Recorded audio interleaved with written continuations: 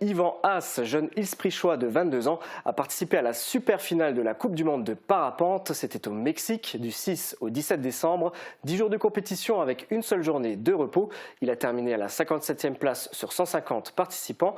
Il s'agit du haut du panier, les meilleurs parapentistes du monde. C'était d'ailleurs la dernière étape de cette saison 2022. Alors explique-nous un petit peu comment ça fonctionne.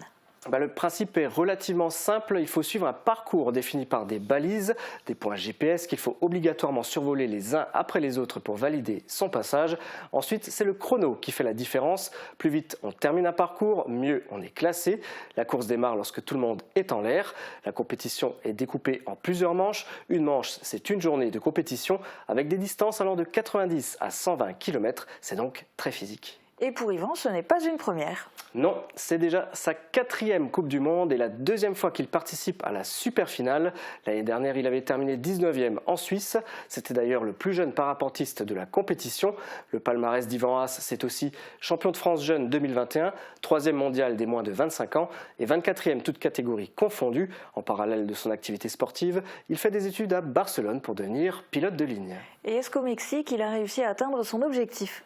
Alors malheureusement non, il visait le top 20. Sur certaines manches, il était en tête jusqu'à la fin, mais un peu trop agressif. À 3 reprises, il a dû se poser à quelques kilomètres de l'arrivée.